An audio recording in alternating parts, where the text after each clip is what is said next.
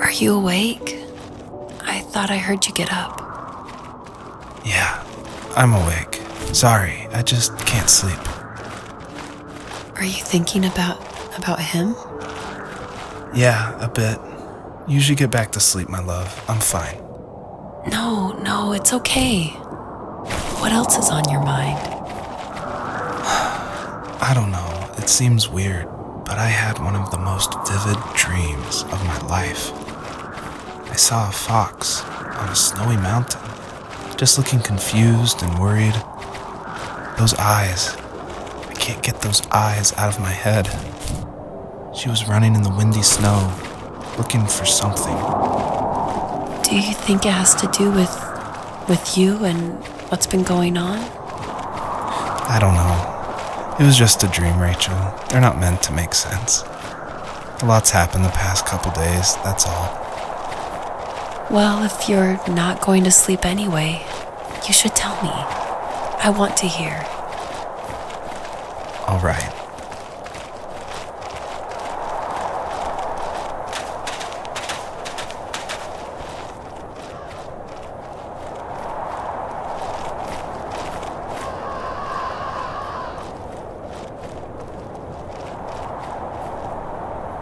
So, not far from her home, she followed that path to something unexpected.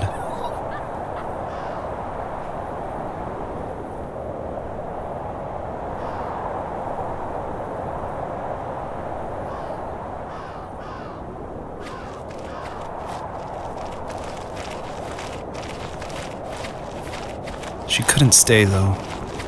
She had to find her other 2 children. So she took that path. She followed it towards something ancient, something with answers.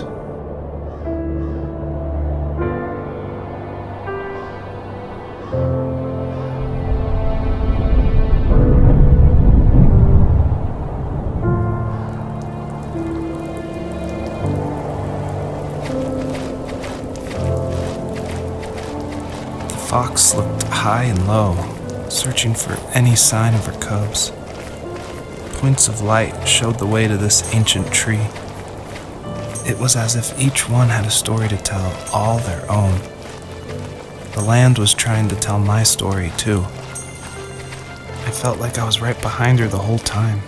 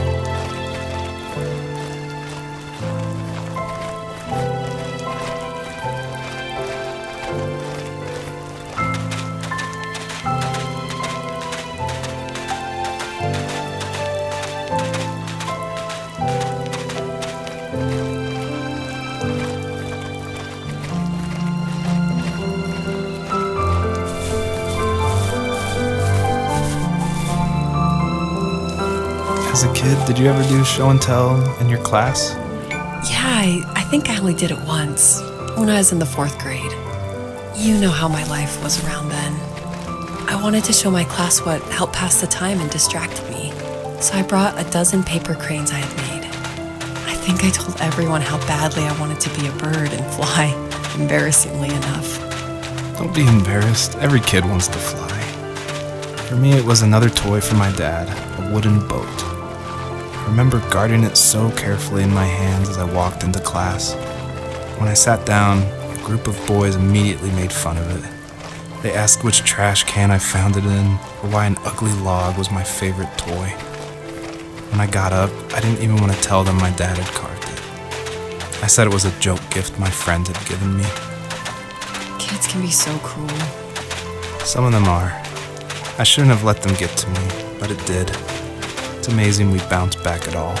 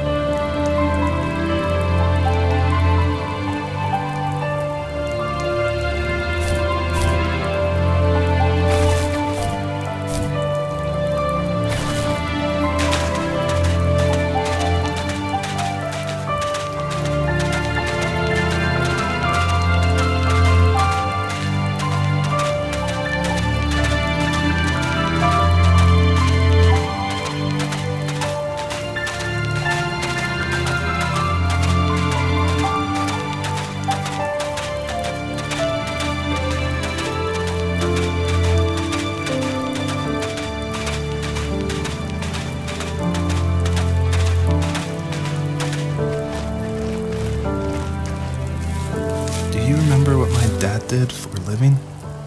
Wasn't he like a lumberjack? That's one way of putting it. If wood was a canvas, then a carving knife was his paintbrush. Even after working a 50-hour week, even after his hands were more splinters than skin, he would bring home the nicest piece of Alaskan weeping cedar and make me toys.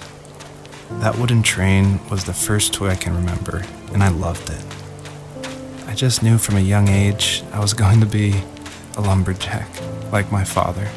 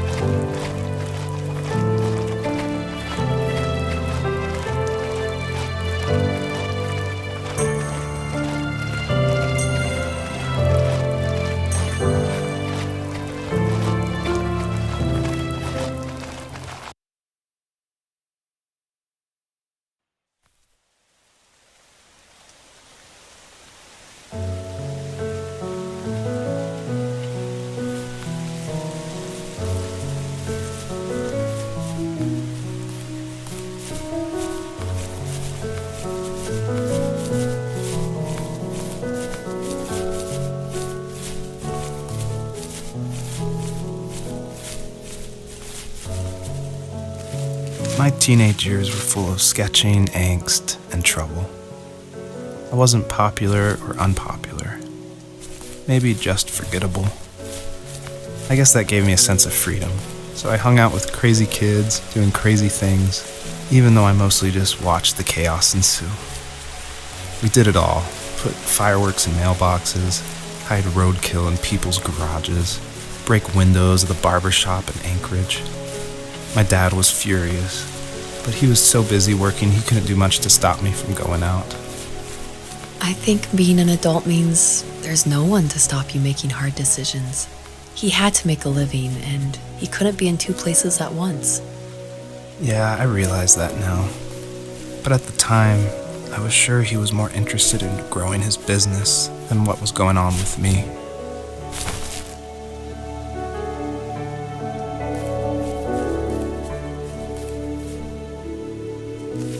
He was working another late night, and my friends were over, saying how bored they were and how they had come all the way out to my house for nothing. One of them mentioned how that old, ugly beyond belief truck was still in the garage, and how we should take it for a spin. I was only 15, so I kind of fought it for a while. The next thing I knew, we were careening around the mountain path, rocks spitting onto the sides of the cliff, while my dad's cringeworthy bluegrass blared out the speakers.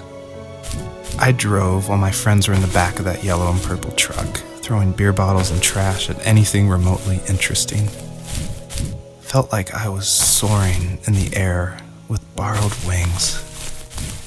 But all good things have endings. A cop outside of Eagle River pulled us over after he saw us in a bottle rocket into someone's yard. What followed was a long night of talking to disappointed adults and feeling smaller than ever.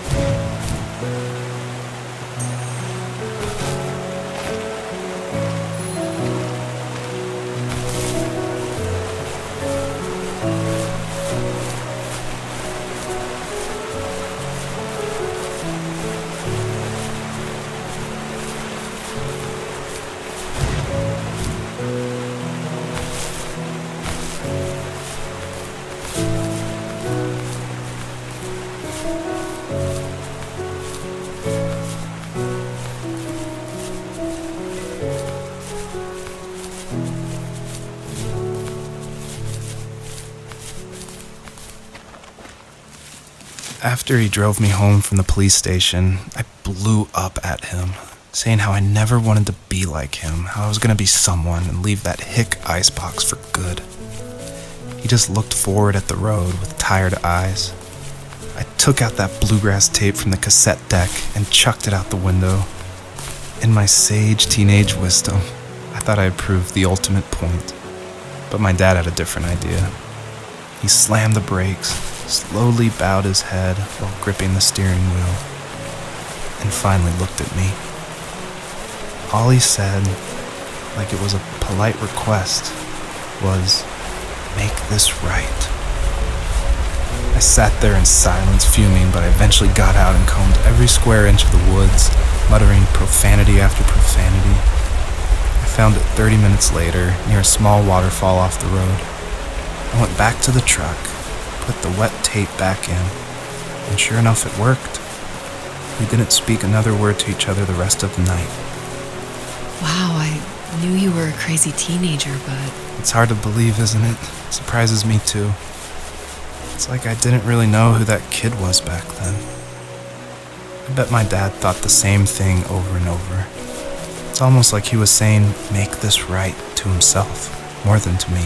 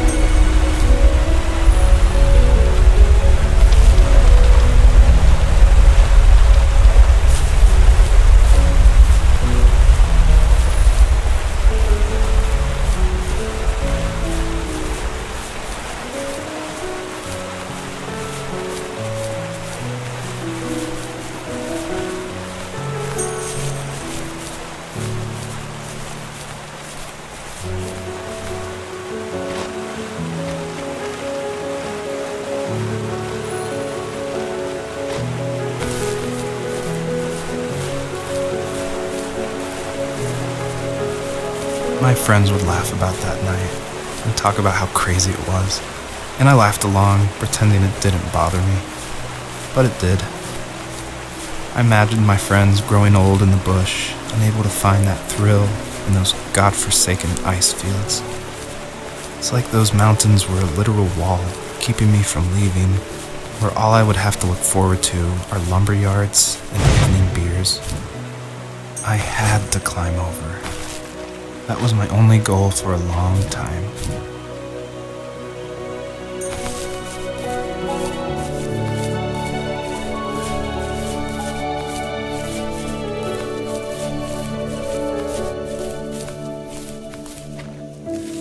If there was some way I could take my love of drawing and turn it into a way of escape, nothing would make me happier.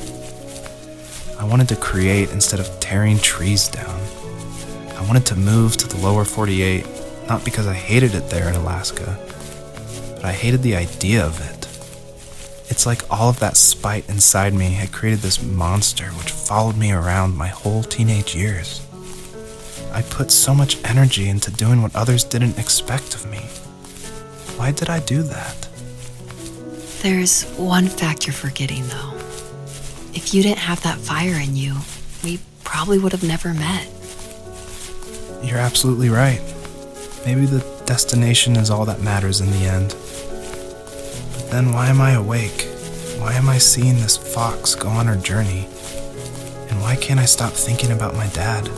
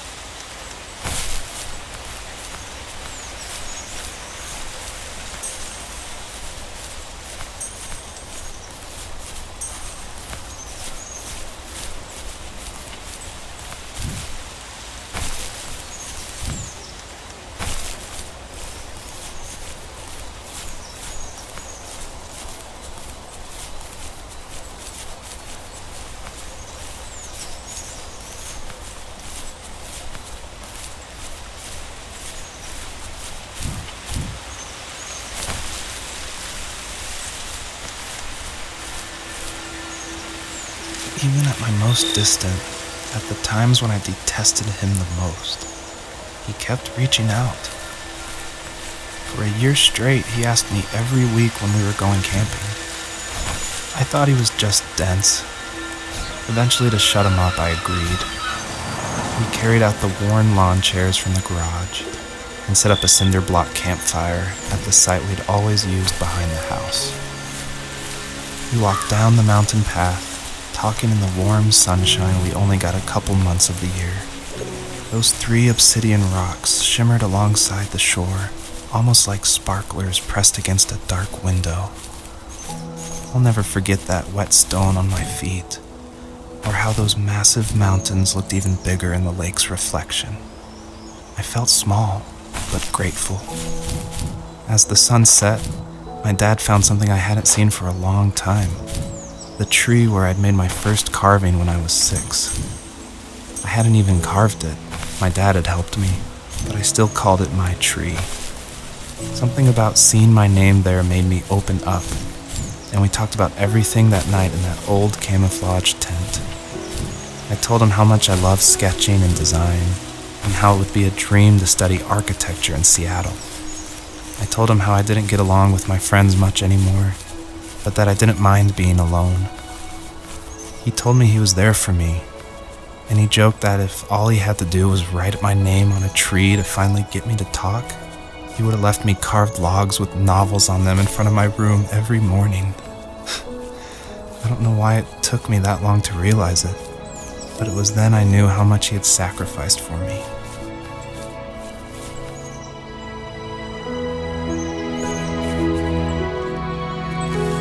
On our property, there were old abandoned pieces of a shed and car long left unused.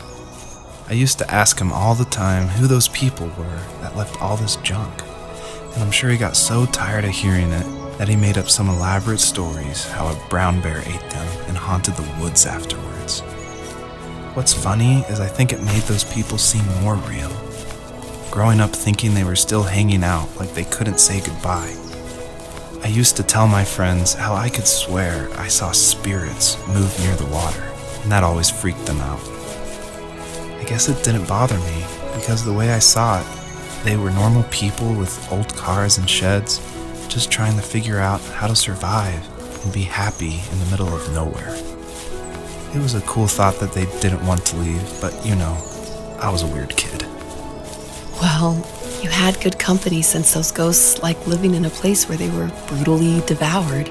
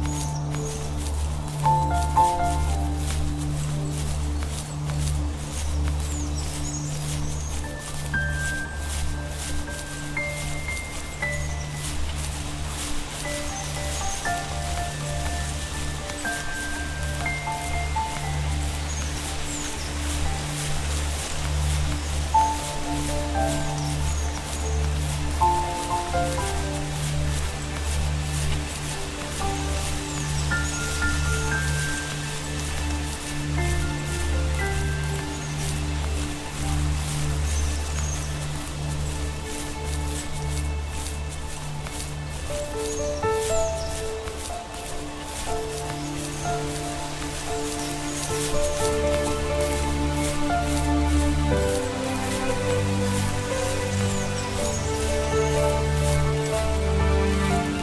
dad built a lot of stuff in his free time. If he wasn't watching fly fishing or reading Tom Clancy novels, he was carving something. He made tons of birdhouses. Not that he was into bird watching, but I think he really missed working and adding on to the home. If he couldn't afford the time to build onto our own house, he would have to settle with watching birds move into their little homes. We kept an old mattress in the bed of that ugly yellow truck, so we would drive it deep into the woods and then watch the birds fly into their houses while the sun set. Usually it was accompanied by venison jerky or a cold Coke, but not a lot of talking, which is how we both liked it.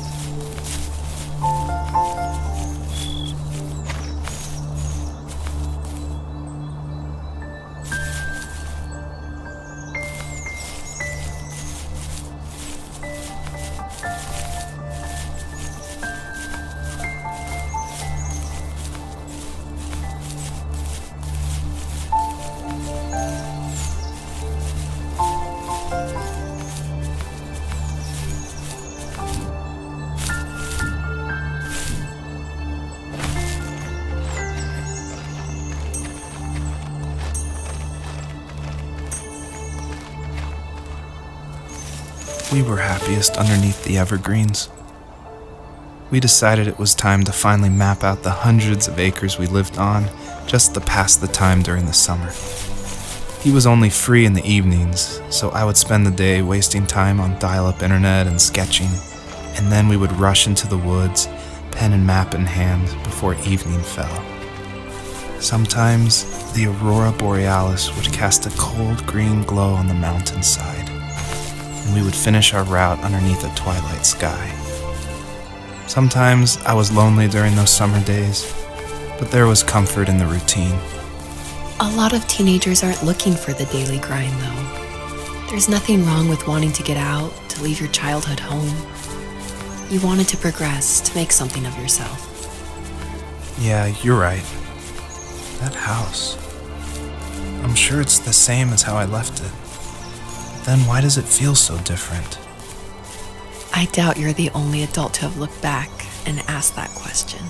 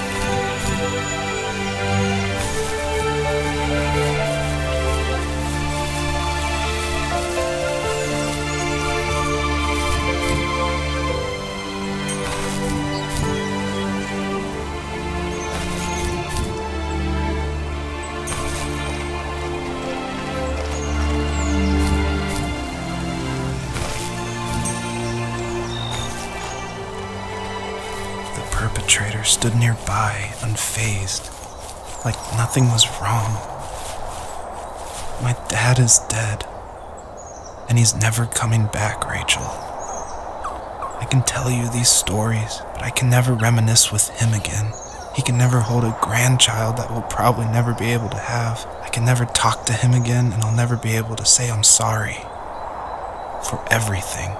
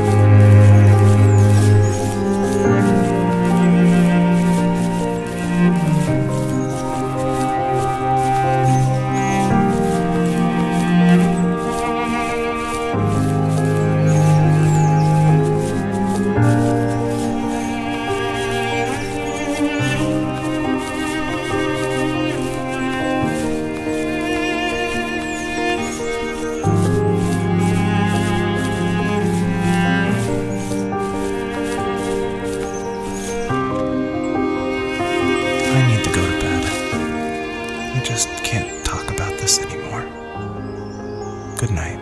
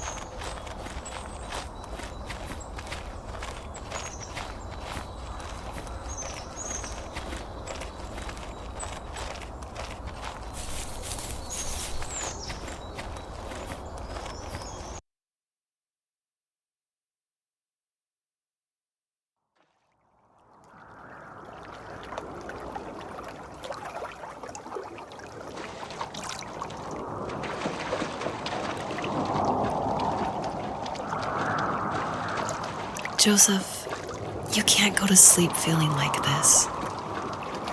I'm sorry for everything, and I know you need space, but I'm here for you. You don't need to feel so lost. Joseph, have I ever told you what my mother was like?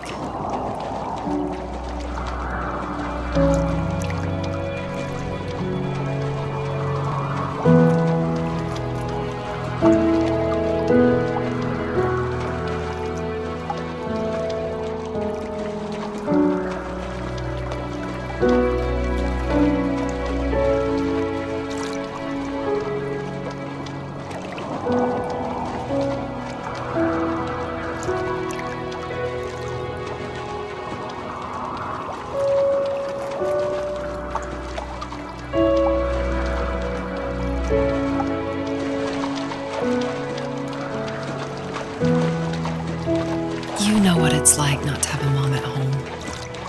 And you know how hard that made my childhood.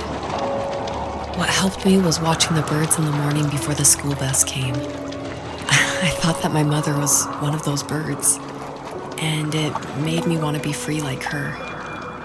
My mom taught me how to fold origami cranes while she was in the hospital. So I told myself I would fold one every day until I could fly myself. I think we both have always loved animals, and for me that love started with a dog. Sometimes this Rottweiler would come up to our property line and wait at the fence for me, but only once in a while. I was sure to check every day immediately after school, and it usually ended in disappointment. I would even steal money from my passed-out dad just so I could buy these off-brand dog biscuits. Even when she did stop by, she never went beyond the fence. Why was she so scared? I think my dad was the opposite of your dad in almost every way, except he was in the military as well. He coped with alcohol of every kind. The trailer started falling apart, he got angry, and I withdrew. More and more I became the weird, quiet kid who made lots of origami birds and carried dog biscuits around. I think we were pretty similar when it came to being the weird kids. And that same sincerity in college was one of the reasons I was so drawn to you. Life got worse and worse, and at one point, I really didn't think I could survive another day with my soul still intact. I had no real friends, let alone neighbors, since we lived in the middle of nowhere. I should have talked to my teacher, but I was scared what he would do if he found out. As I waited for the school bus one morning, I walked around until I found something in an abandoned shed. Something I can't put into words.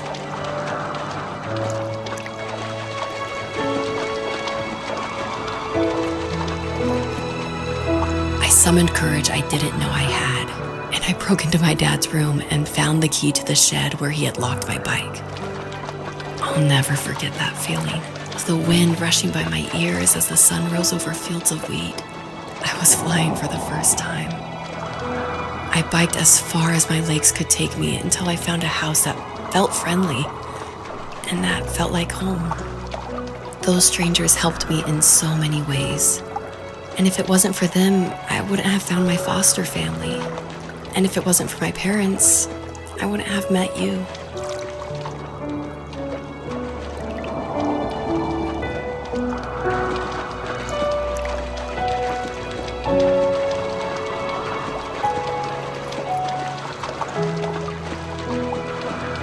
You have strength, Joseph, and you're not as alone as you think.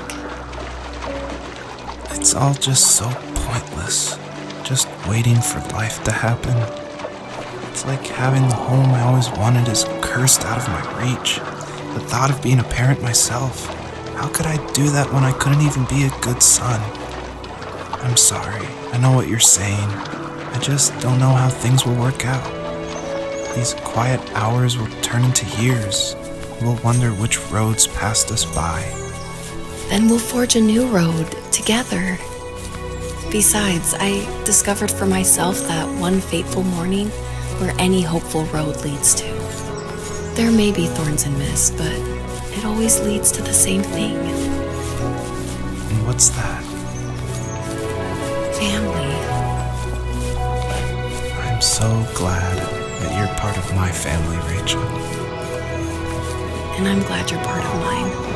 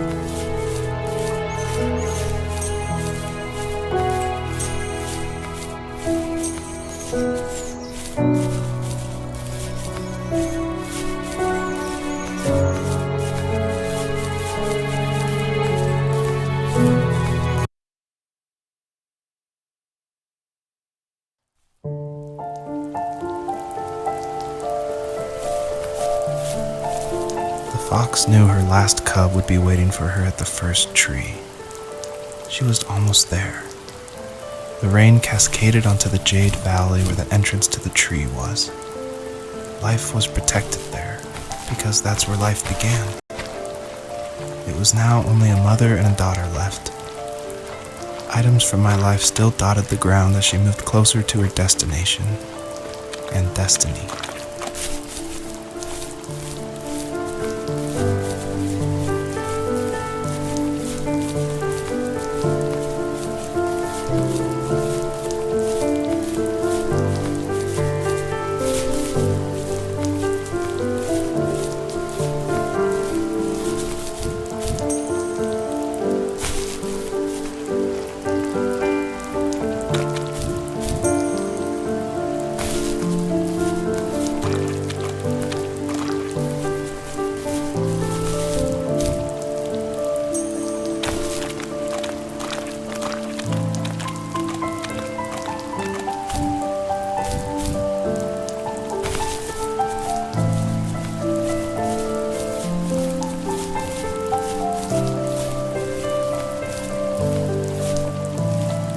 the end of high school, I felt something I hadn't felt in a long time.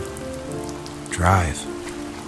I looked into the best architecture schools on the West Coast, then got a dose of reality when looking at other students' portfolios and the high cost of tuition. I still wanted to be something, to be the next Alvaro Siza, and to make those thousands of sketches worth something in my grand history. But now even an internship sounds impossible. Siza helped me understand how essential emotion is in architecture, and he also said light is the real composer of space. I like to think these glints of light, like not finding a job or even a strange dream about a fox, are something I should be thankful for, even if the illuminated space is something I'm less than comfortable with.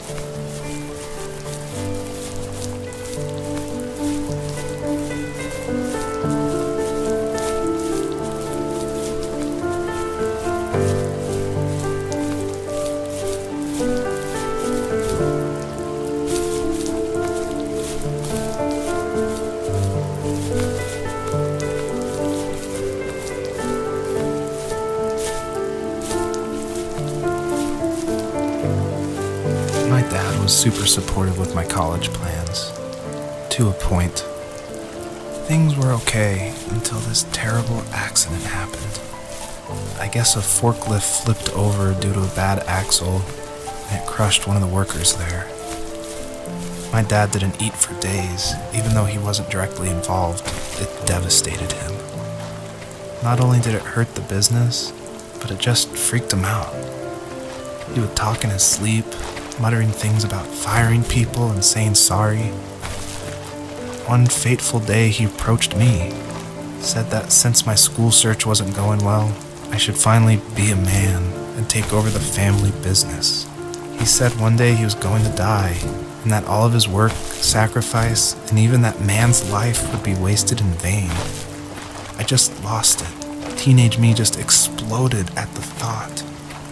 I screwed up. I said things I shouldn't have. He was having a crisis, and I pretty much spit in his face.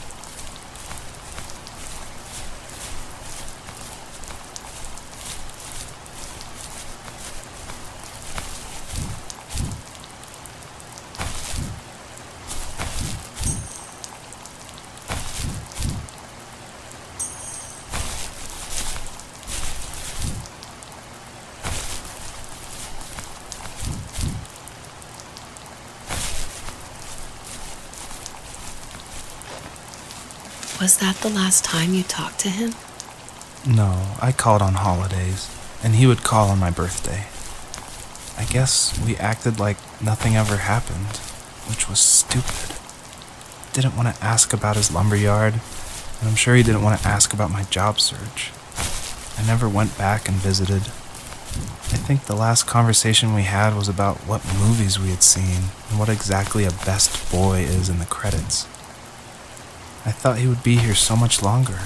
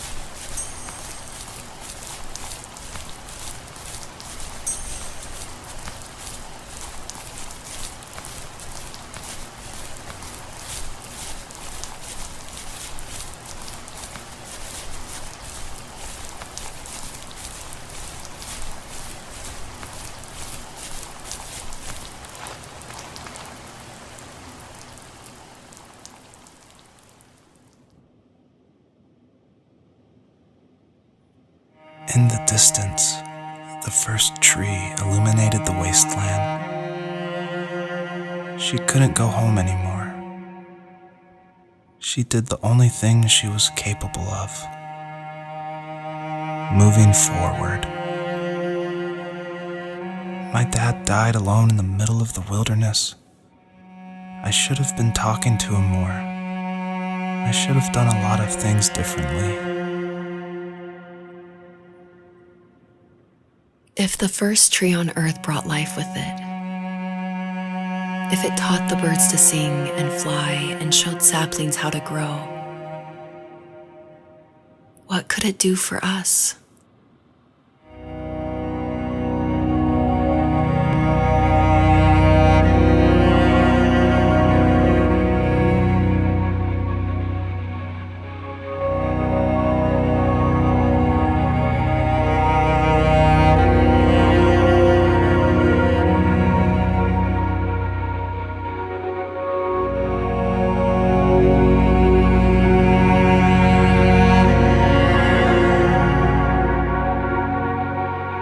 There was a letter I received yesterday from a name I didn't recognize, with a quote I can't stop thinking about. Death is not the opposite of life, but a part of it. More and more, I'm realizing one important truth. Each of us have our own journey to the first tree, but sometimes I'm not sure I'm ready to take that first step. You already have my love.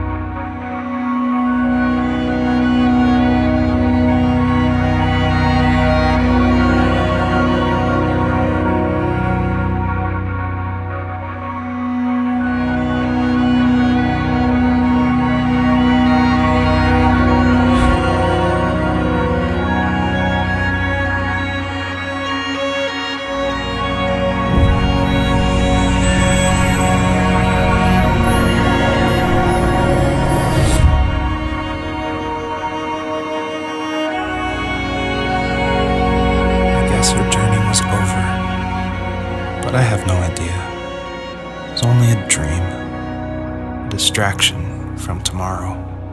I don't think dreams normally bring back to memory so many important feelings. Maybe it was just a dream, but it was also a gift. Yeah, I suppose. But tomorrow we're getting on a plane to the last place on Earth I want to be. The only person that would have made the trip worth it is gone. You're going to see him and be with him one last time before you say goodbye. I have one last quote for you by Emerson, sealed in an imaginary letter from me to you. It is the secret of the world that all things subsist and do not die, but only retire a little from sight and afterward return again. Go to sleep, my love. We have a big day tomorrow, but I'll be there with you every step of the way. Thank you. Thanks for listening. Good night, Rachel. Good night, Joseph.